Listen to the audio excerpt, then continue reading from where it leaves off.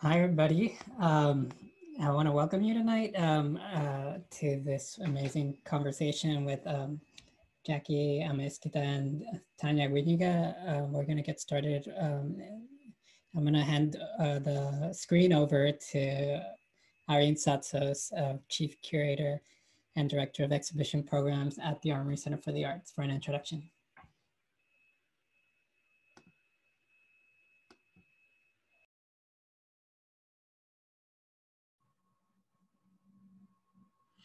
Thanks, Eber. Hello, everybody.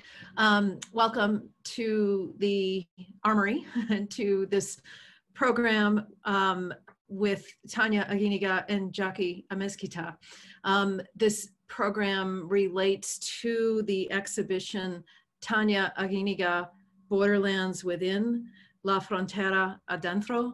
And it is one of a number of incredible programs that we've been able to mount in recent months, despite the unfortunate reality that has kept us out of the building to see the show in person. There have been many other wonderful ways to access it, include in the ideas, the important ideas within it, including this program tonight.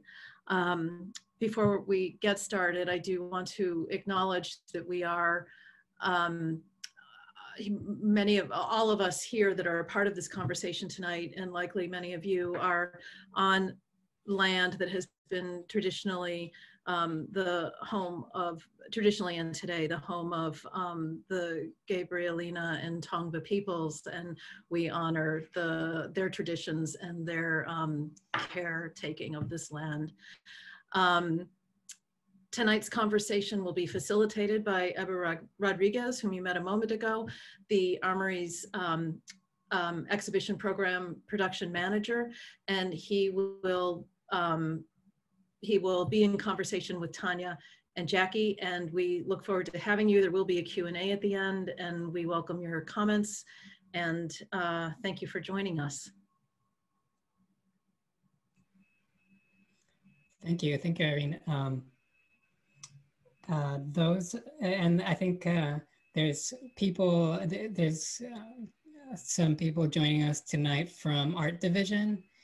So those of you who are here from Art Division, welcome.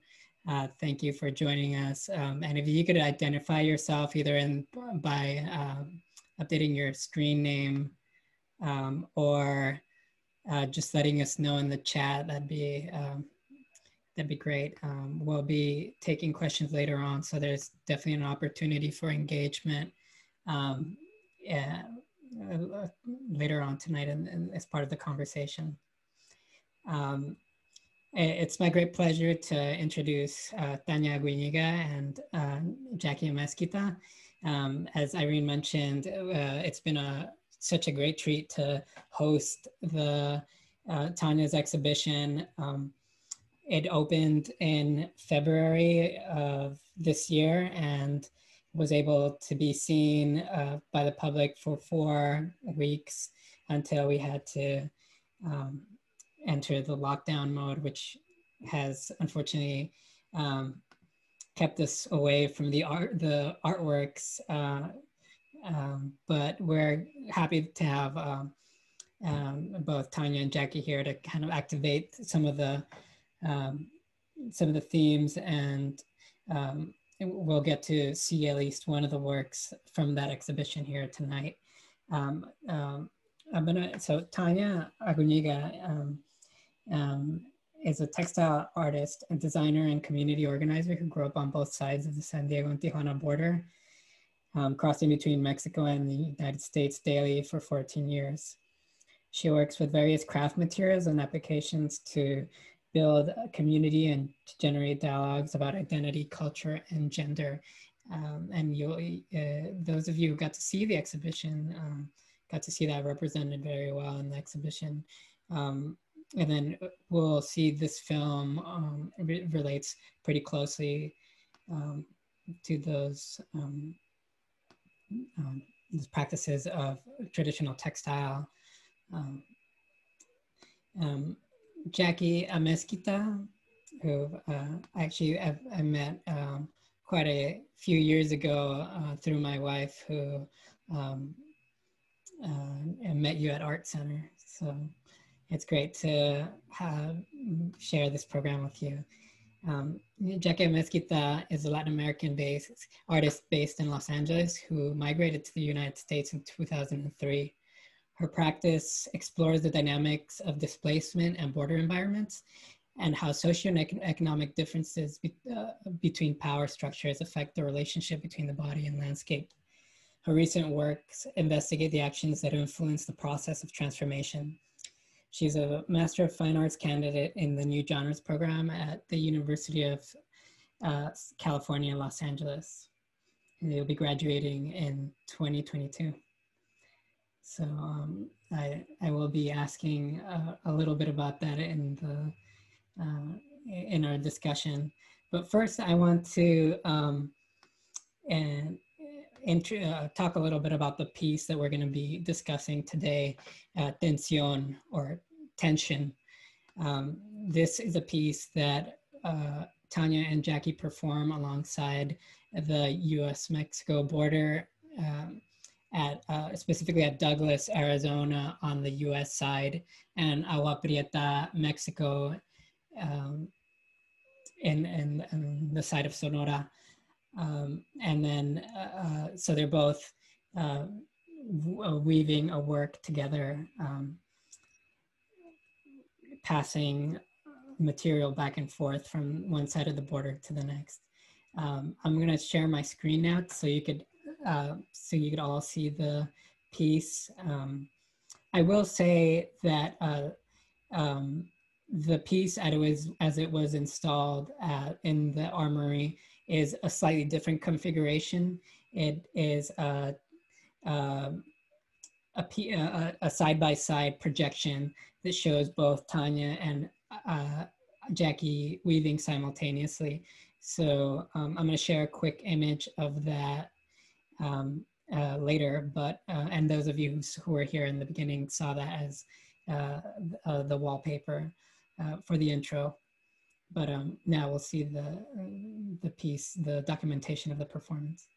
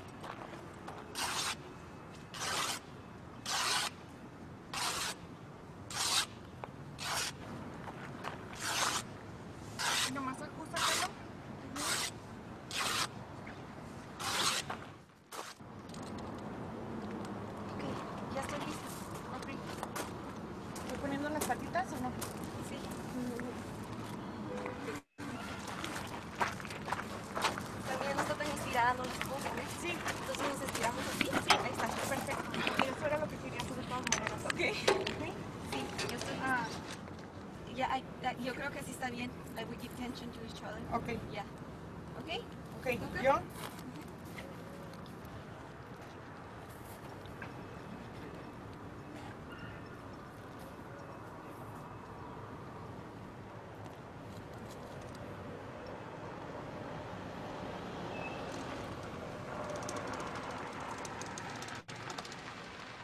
Okay.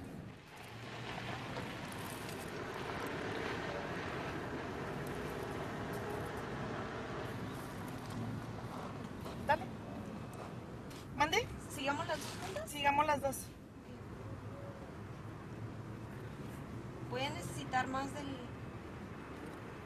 ¿Más estambres? Ajá. Ah.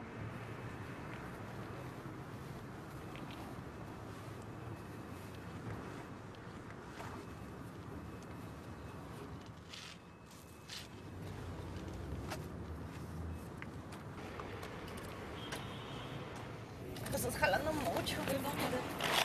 Ahí está.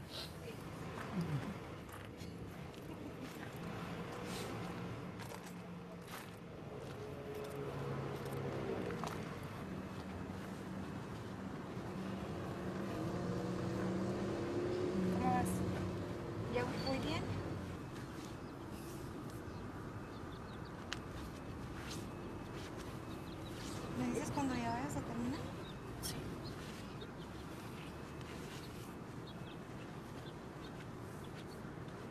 Quedan como 3 pulgadas. Estamos casi iguales.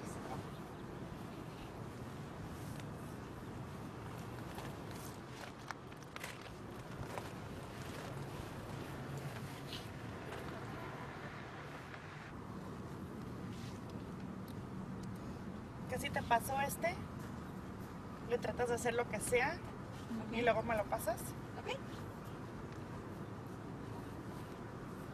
Lo voy a hacer para que se enrede, para que agarre el mío con más tensión Ok. en las esquinas, Ok. so that our tension gets recorded.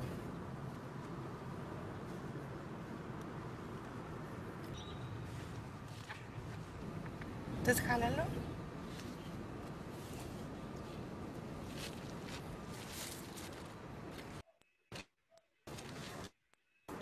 Perfecto.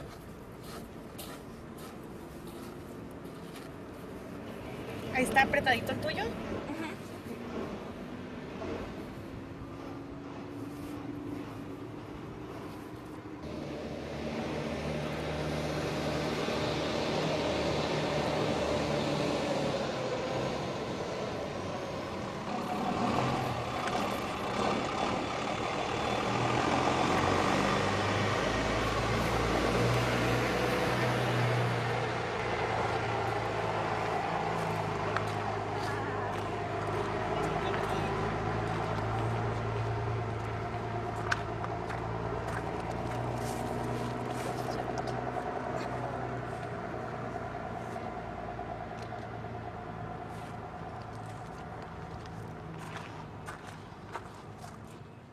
¿Ya lo sabemos?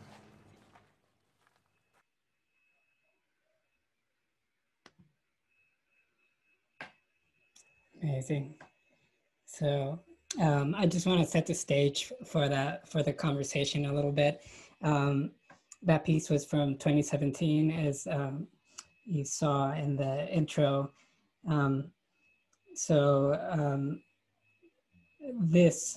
This year has felt like such a blur that it's like, and like so many different things to kind of have in our mind present at all times. But thinking back to the year 2017, we have to remember that this was a pre-height of the caravan, pre-detention kids in cages, detention camps, and the arrival of the caravan at the U.S. border. Tanya, you have been creating performances and doing actions along the US-Mexico border for some time now.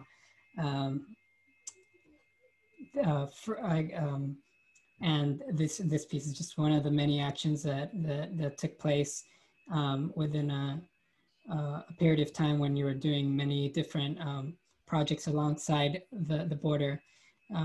But just to touch on this piece specifically, can you tell us how this piece came about and how it fits into your larger body of work? Yeah, so I kind of had an idea that I might want to do some type of weaving, and I studied in Chiapas in 2008 with Mayan weavers, learning how to do backstrap weaving, and I totally just was so like completely transformed by learning that process, because like one, it's, you know, like a pre-colonial technique, but there's just such a immediate connection between the body and the material that you're making, which is the fabric that you're weaving, which you wouldn't be able to weave without being tied to something. And so usually you're tied to an object. So like a post in the middle of your house, or you're tied to a tree or whatever it is that, you know, your workspace looks like.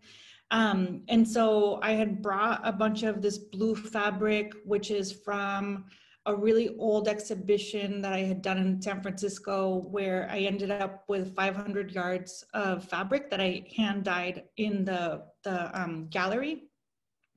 And so I brought it with me, but then I didn't really know like what we were going to do with it. So this was done during our first Ambos project road trip. So it was a trip that we were taking from San Diego all the way to El Paso, stopping to like zigzag in between every port of entry to record emotion of border dwellers.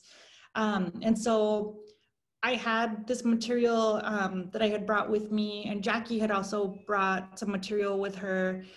So we were just kind of like trying to figure out as like the two people in the group that were most interested in like performance art.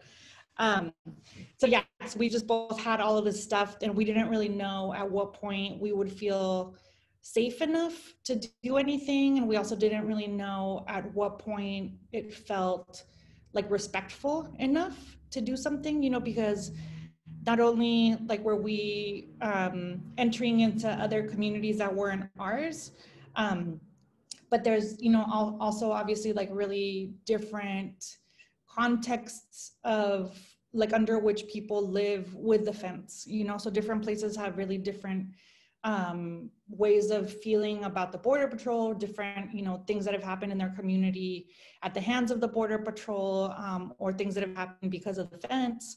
And so, yeah, it was just kind of this really weird, like perfect circumstance that this town of Douglas and Agua Prieta felt really like open to people doing stuff at the border, and using the border as a space to unite the communities on either side rather than to separate.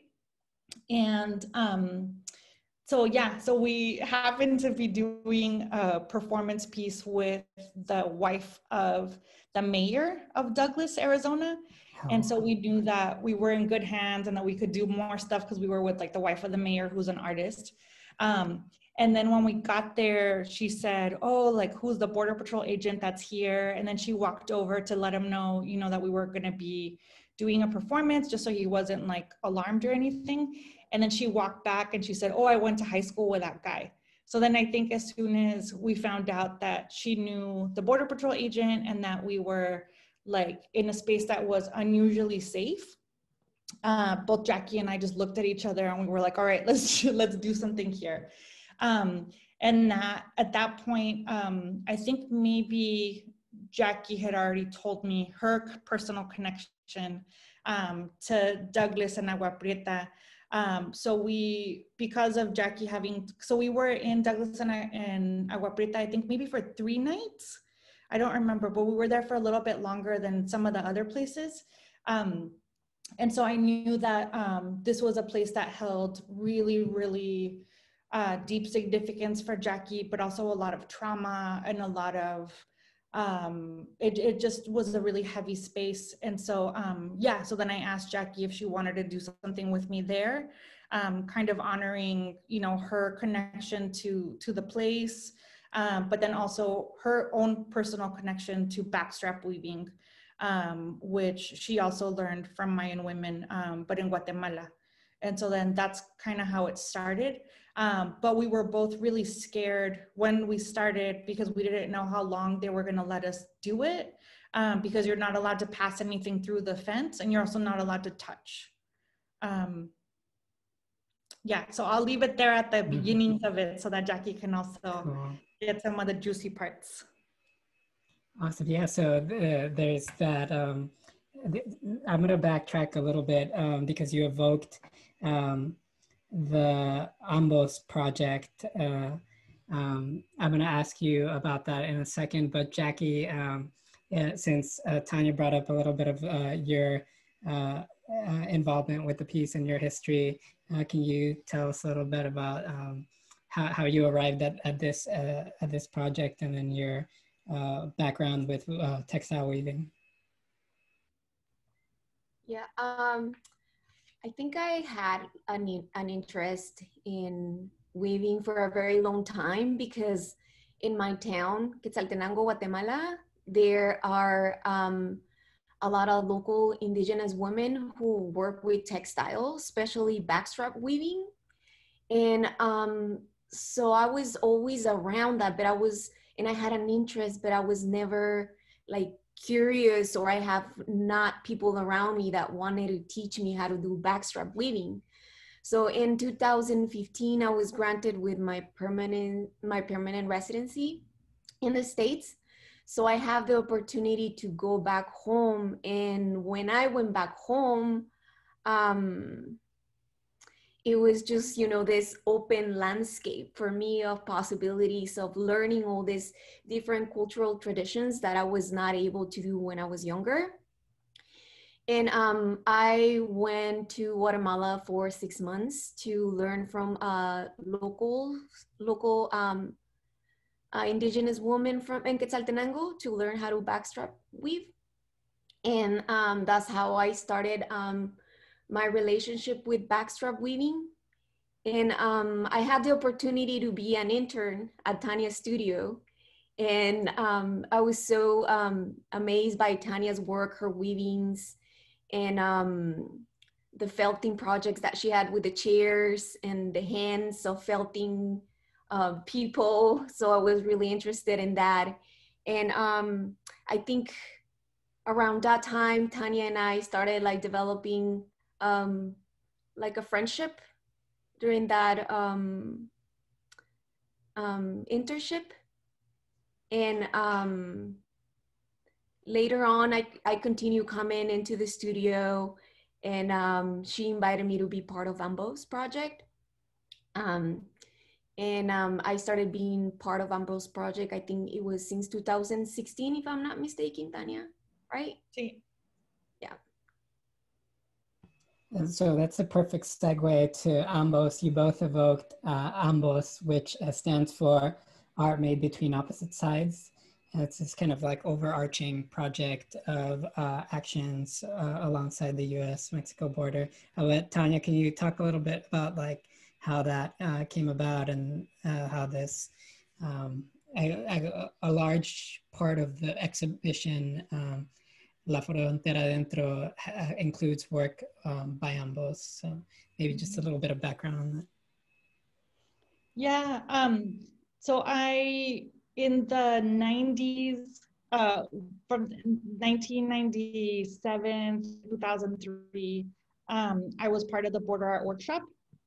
And so I did tons of work at the border about borders, but also did a lot of work that was about migrant rights and pushing back against the Clinton era policies of Operation Gatekeeper, which was this first like really massive strategic reinforcement of the border, which ended up pushing the majority of the migrants to cross through the deserts, and it made it so that you know what, a trip that a journey that was already really dangerous for a lot of people, it made it into a really deadly journey as people were forced to cross through the deserts. And then in the first year that they enacted it, more people died than the entire 75 years of previous Border Patrol history. So I, had a background already in working with communities, working on the border, doing site-specific installations at the actual border. But then, I hadn't really been called to like do work about the border or about, US-Mexico policy since then. And in 2012, my mentor, who was one of the founding members of the Border Art Workshop, ended up committing suicide. And so when his name was Michael Schnorr, so when Michael passed away, I kept thinking about, everything that I had been trained to do, and I had kept thinking about all of the like larger fight that I had been prepared for, and the fact that if I didn't take up the cause, and issues around the border again, there wasn't really a lot of people in my community of Tijuana that were going to be addressing any of that stuff. And so I kept trying to get grants and to get some projects going that would bring me back to the border to be able to work with my community in Tijuana. And nobody would give me any funding. And then when Trump started running for presidency the first time, And as soon as he started saying that Mexicans were rapists and drug dealers, and suddenly I started getting a lot of grants. And so then I was able to go back to Tijuana to be able to plan like a more large scale community engagement that checked in on everybody, because I just kept getting really worried about everybody, you know, that is in Tijuana or at the border, and everybody that does the back and forth, who a lot of us are US citizens, you know, that are voting, but are never usually counted for anything. And it's the transnational community that goes back and forth is just really stigmatized, but is like a really essential part of the American like economic and social landscape. And so I started the Ambos project just focusing on Tijuana and focusing on the transnational population. So those of us that cross back and forth every day. So children going to school, parents or adults just going to work. But then also thinking about, you know, everybody that makes a living at the border. And then after that first year, with my Border People project, which is what we mainly focused on in San Isidro, once we started figuring out, you know, that this was a project that was so much bigger than anything I could have imagined, just getting to talk to people and asking them to share their opinions, to share their reflections of, you know, their life at the border. Then I decided to take it across the entire US-Mexico border. And at that point, I decided that I needed to have a team to go with me across the whole US-Mexico border so that we can ask people how they feel, but record it while making a community-based piece.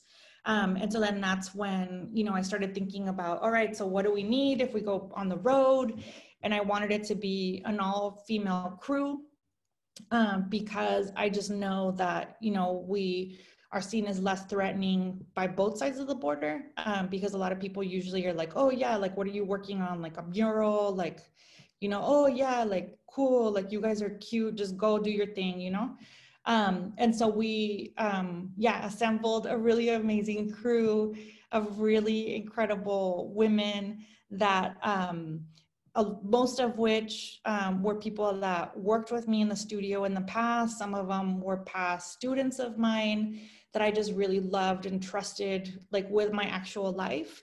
And so within those people that, you know, I asked to be part of Ambos project, it was, you know, some of us could do some photography, some filming stuff. Some of us were good at like teaching children and doing community engagement. So we all kind of figured out like different spots that we could film. But mainly, yeah, like I said, it was asking people that I like trusted with my life to go into situations that I knew were going to be really heavy and really difficult, both emotionally, but also physically, you know, because we would be going through the Sonoran Desert. We would also be in a lot of places where, you know, it would be dangerous for women to be, and especially for young women. And so, yeah, so then we ended up doing the Ambos project for 3 years, really intensely to try to get the entire like temperature of the US-Mexico border. And so that act of traveling the border, it actually, and you mentioned that it takes quite a bit of like both mental and physical resolve and fortitude.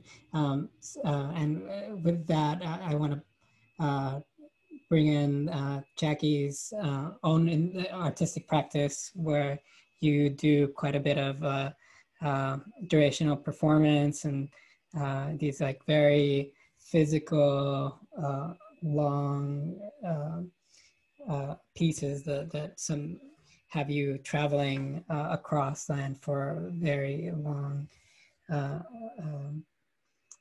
distances. So could you speak, and that's kind of like, to me, that I see an intersection between some of the work you've done with Ambos and then some of your own individual practice. Could you talk a little bit about some of the works that you've done, like the one where you traveled from Tijuana to Los Angeles and others? Yeah, I think that started after I gained my permanent residency in the US, because I was in the country for 17 years without being able to go back to Guatemala. So for me, it was the question of you know, like, what is my relationship between going out and staying in, and what's in and what's out? And I think this is something that I'm still questioning in my practice. And this also interior and exterior, not only of the land or an structure, also like the body. In that question of, you know, what are borders? Are this, you know, we had in one of the, I think it was during the first Ambos project, I had a person telling me that we needed borders because our organs need to be held by our skin, and our skin is a border. And there, like, I started questioning what borders are, if are things that hold things in, or are things that connect us. And going back to the piece that Tanya and I did with tension, and thinking about, you know, fabric being the closest thing to our skin, and a history of migration that goes along my family, my grandmother, my mother, me, and the rest of my family. I could constantly ask myself the question of, like, you know, what is displacement, what it means to also look back into, like, our scars and things that can be trauma, but we also don't understand that as a trauma because it's something that we have lived with for a very long time that we consider normal. So that's where I think a lot of my durational performances come from. And also I'm thinking a lot of the work tension, not just because of the piece, but between this tension, you know, that we have physically and also emotionally, that this borders create, not only as a, you know, physical line on the land, but also as a scar in people's lives. Yeah, no, that actually reminds me of the conversation we had around the title of the exhibition, of Tanya's exhibition in the Armory, the Borderlands Within, or La Frontera Adentro, which was a conversation around, like, internalizing a lot of that like psychological, physical trauma that just that surrounds, like, the act of crossing a border, or just living alongside the U.S.-Mexico border, and having to see a lot of that violence, and a lot of the trauma that other people experience as well. And then there, the Borderlands Within also has a piece that I want to. I really haven't heard. I don't know if you've talked too much about this piece publicly, Tanya, but the metabolizing the border, which kind of is makes explicit a lot of those kind of ideas of internalizing trauma around the border. So if there's images up on the Armory website, but and there actually was a segment of Art 21 that featured some of this performance as it was happening live, but it's an armor of glass that Tanya, you created.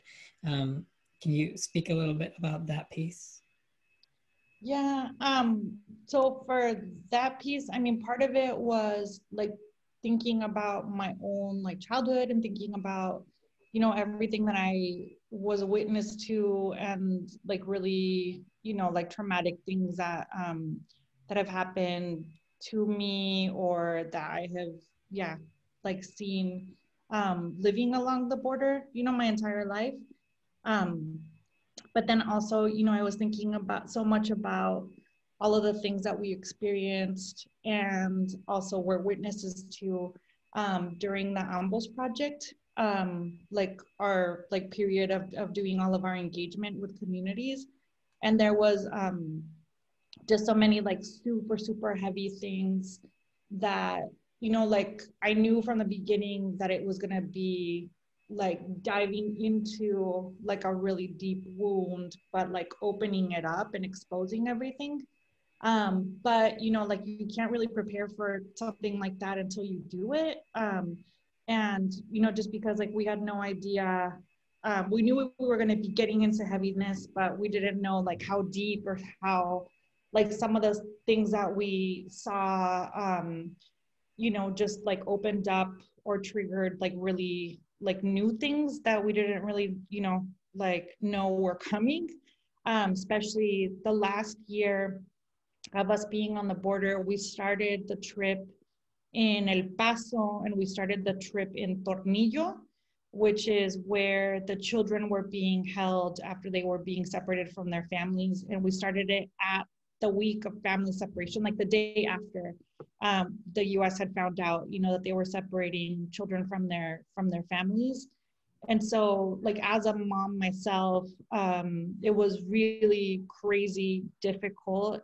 And we ended up getting, you know, because it was part of what was happening, like when we were on the road, we ended up going to like detention hearings and getting a little bit more involved than we ever would have imagined with everything that was happening in real time.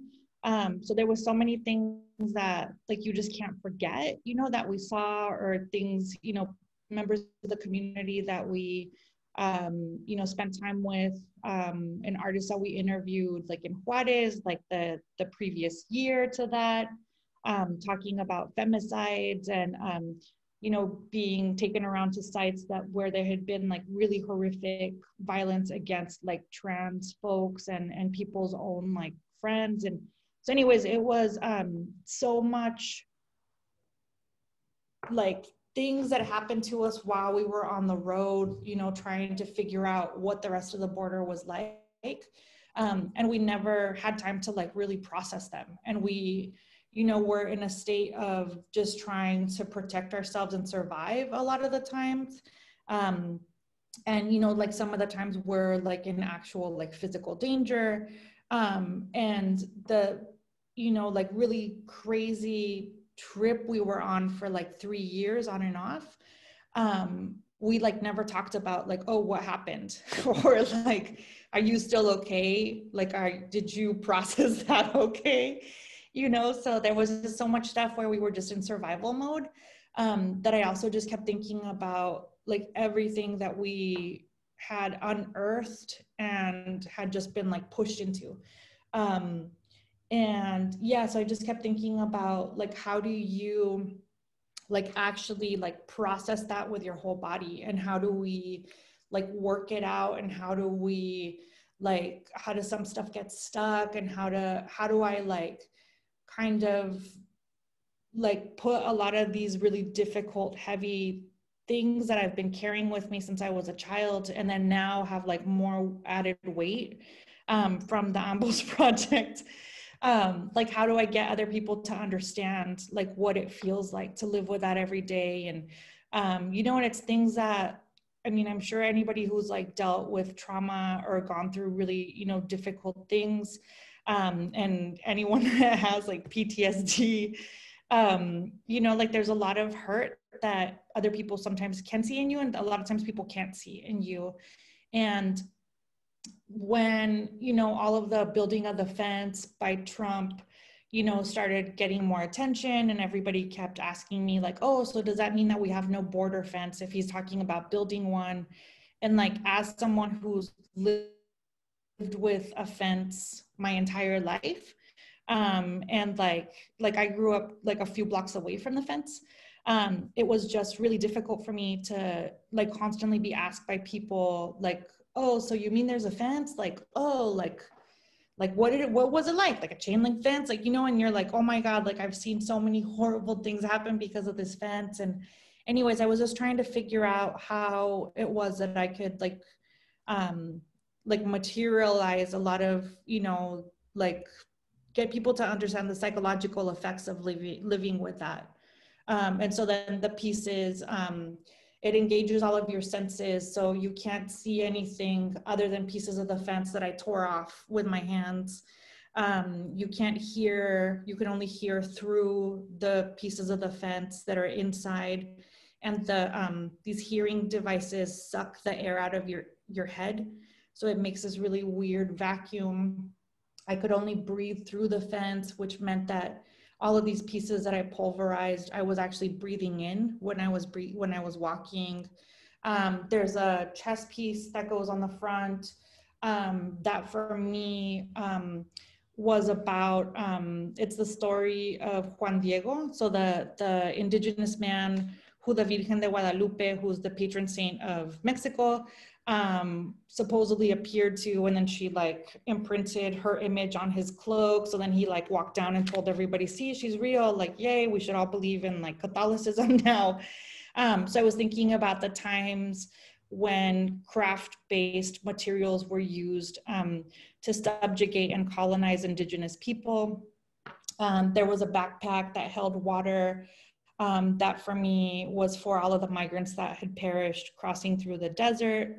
And then I was wearing glass huaraches that were cast off of huichol. So they're like shaman, like indigenous huaraches that I cast that have tire bottoms. And so I knew that the shoes were gonna break, and they were meant to break, kind of also signifying how indigenous people are not really set up to succeed in the US. So it's kind of this like impossible Cinderella situation if you make it to the US. And then it had a torch with a mag light in it with a glass ball with a fence in it that would get magnified. That for me was a symbol of all of the violence at the hands of police officers in all, you know, in both Mexico and in the US. Because a lot of the atrocities against migrants, you know, don't just happen in the US, but also in Mexico. Yeah, that was a really powerful work. And it's such a shame that this is like the debut of the work, and it was only able to be seen for 4 weeks, but hopefully I'm sure that work will have a long life beyond the show at the Armory, and I hope everyone gets to see it soon somewhere.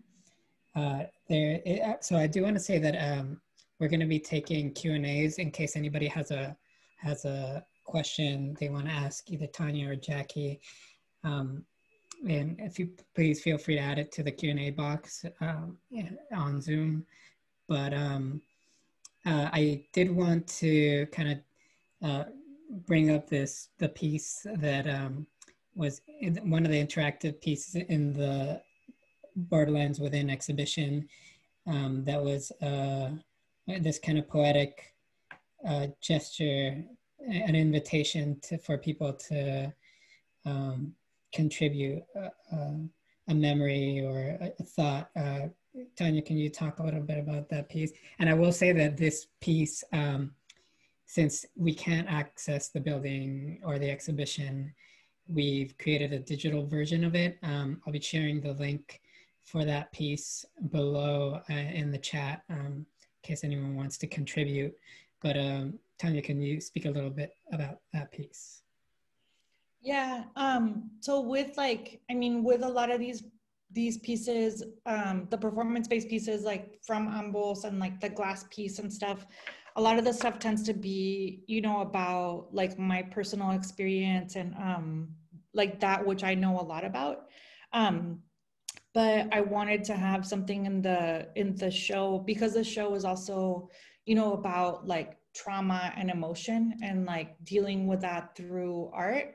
I wanted to have a place where people could kind of focus some of their pain, but also focus, you know, some of like their like remembrances and like have a place to honor all of our migration stories, because, you know, it's not just about, you know, like my personal experience, but like all of this relates to all of us, you know, because like Jackie said, like we all have different borders that we carry within us.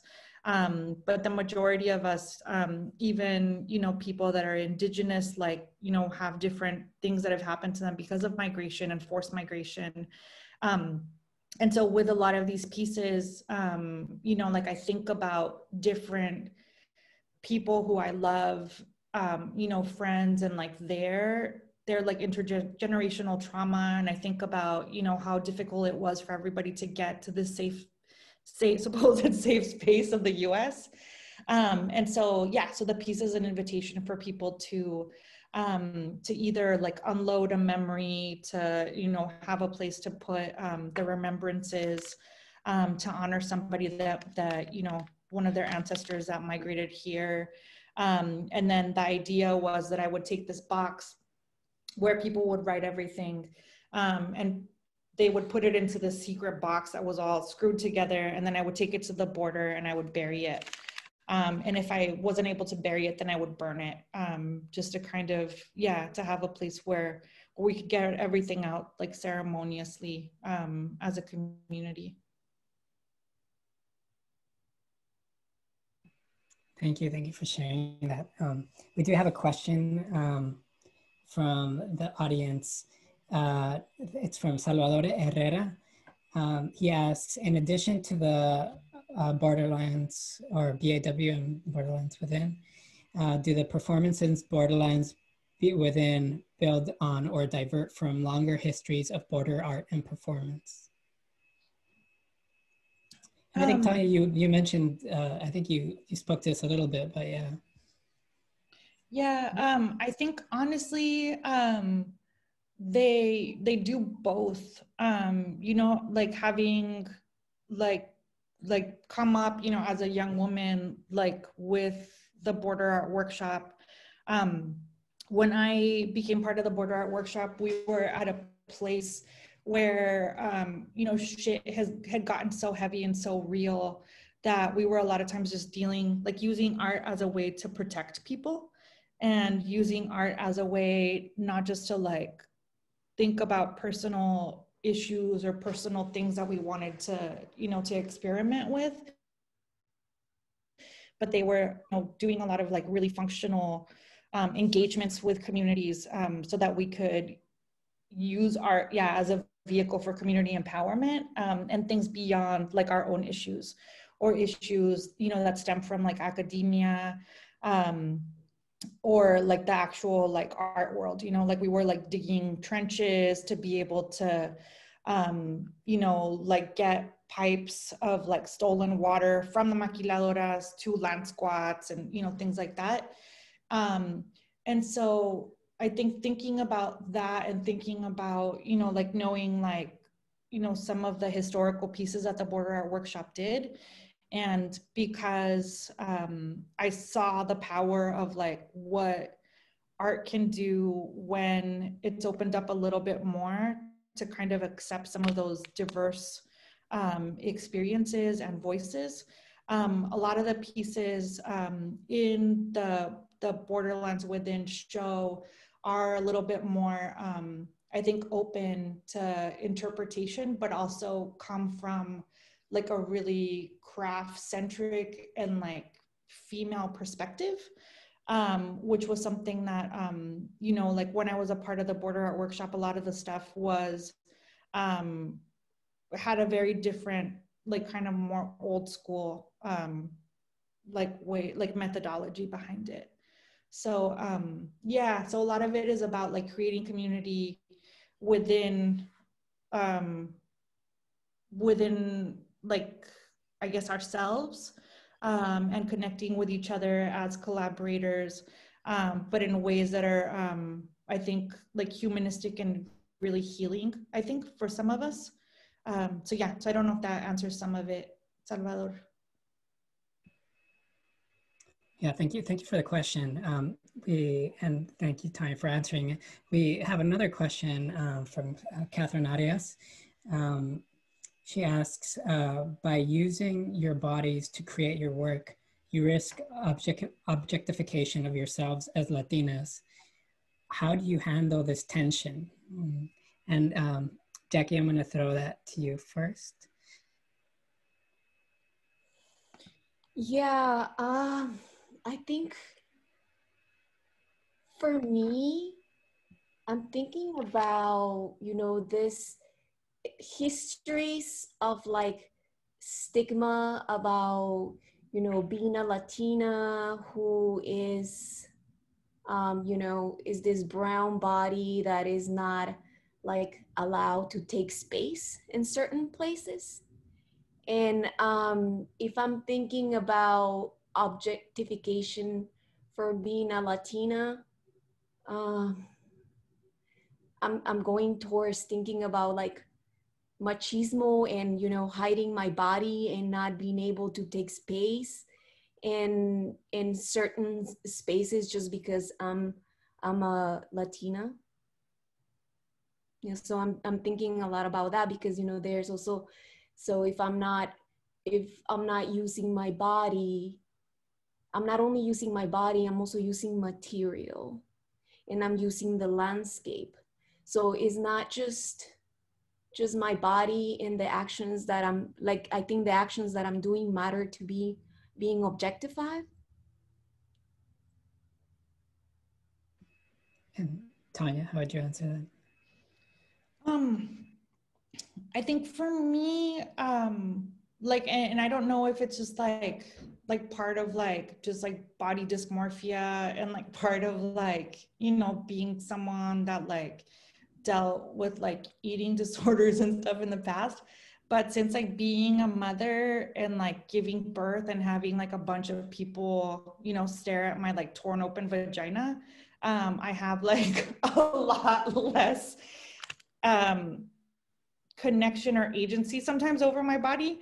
And so I think now like inhabiting like a more round, but also at the same time kind of more like asexualized body has kind of given me a lot of like emotional release where I feel like, you know, like if my body's like big and round now, then I'm gonna use its power to just like fucking beast out and like carry crazy ass shit for a really unnatural amount of time.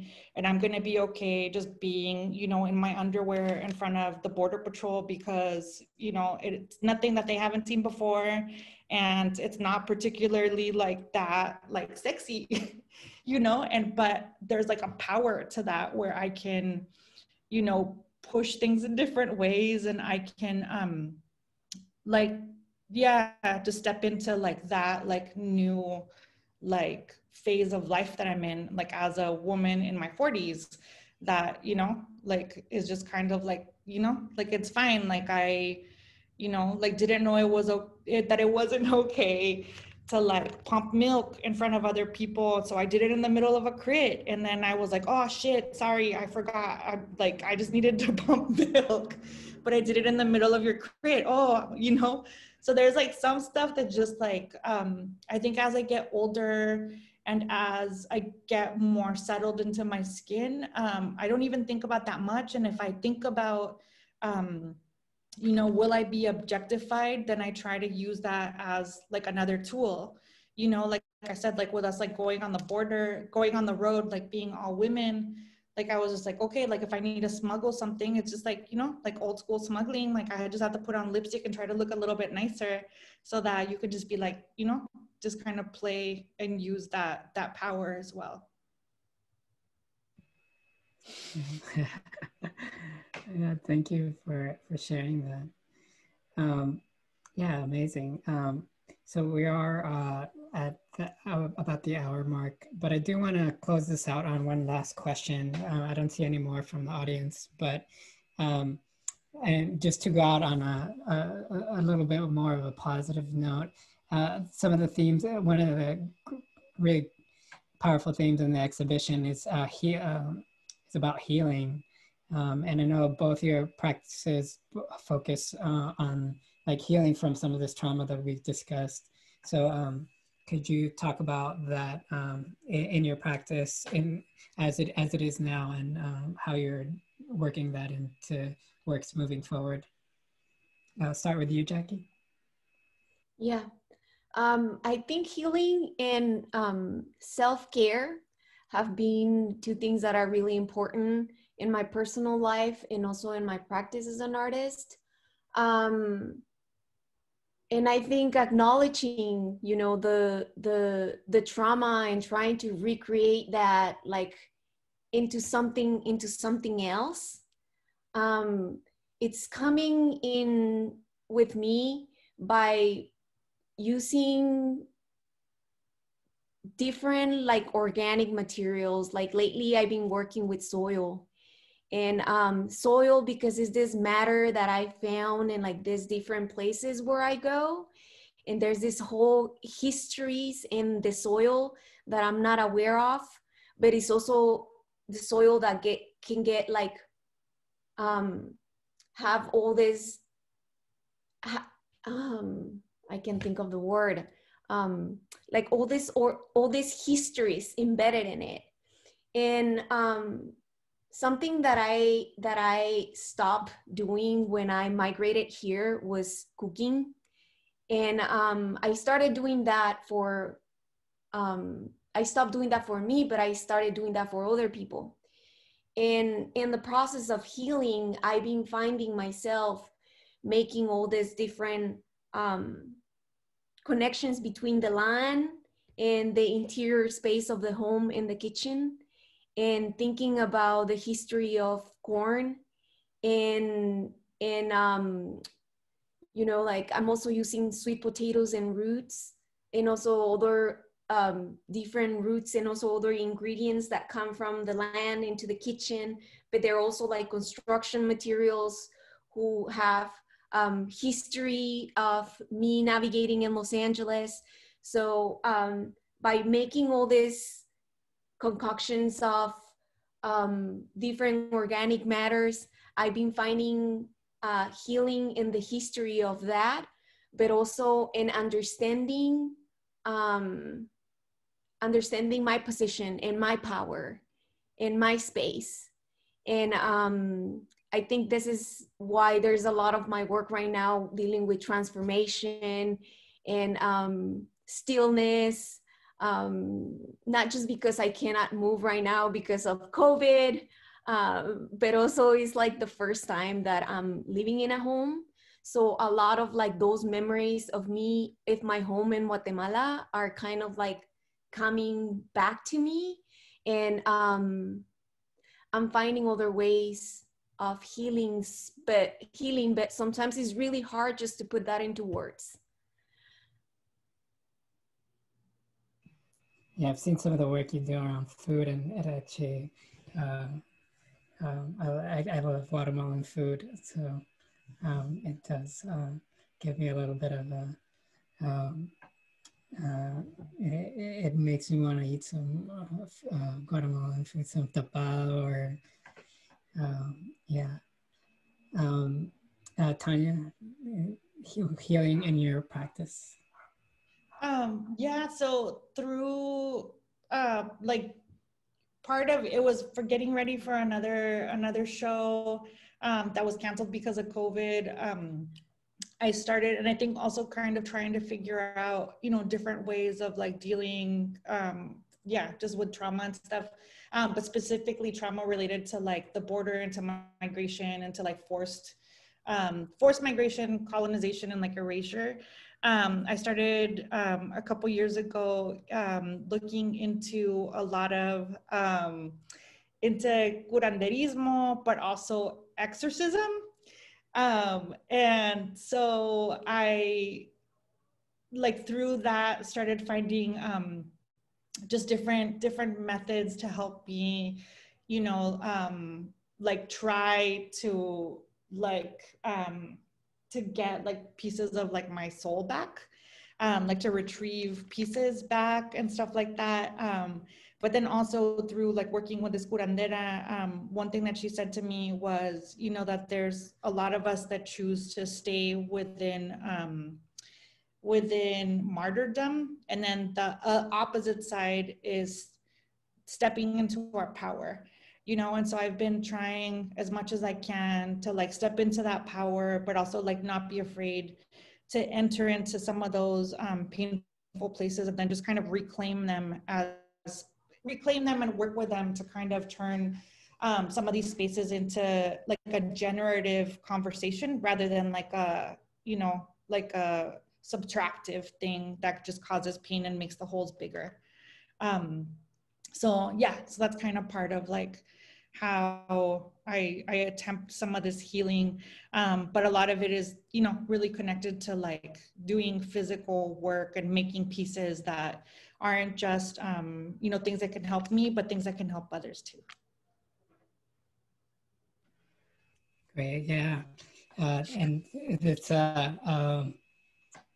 that finding that this healing right now is especially important with, especially so we can't like turn to we're so socially distanced from our normal communities. We kind of had to like pull some of that power from within ourselves.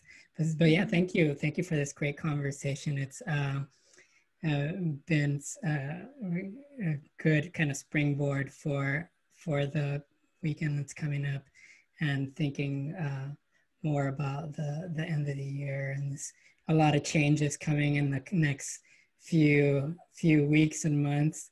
Hopefully will provide quite a bit of healing.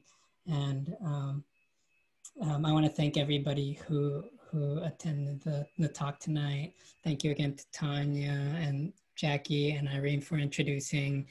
Hopefully we'll be able to do a little bit more around the exhibition. Given the state of the world, we have the opportunity to focus on Tanya's work a little bit longer. So we're grateful for that. Thank you everyone so much. Yeah, and I wish we could see all of your faces, but thank you guys for coming. Thank you. Yeah. Hopefully sooner than later, we can actually see each other in person. I want to echo your thanks as well, everyone. Thank you, Ever, for wonderful moderation, and thank you so much, Tanya and Jackie, for your time and insights. This has been an incredible evening. I've dropped the Armory's, the link to the exhibition in the chat, so those of you who are present who want more information about the exhibition and what's going on at the Armory, that's your portal. And I want to make sure that we have the link to the box piece that you discussed. Can you got, I don't know if just you dropped it in again. You dropped it in previously.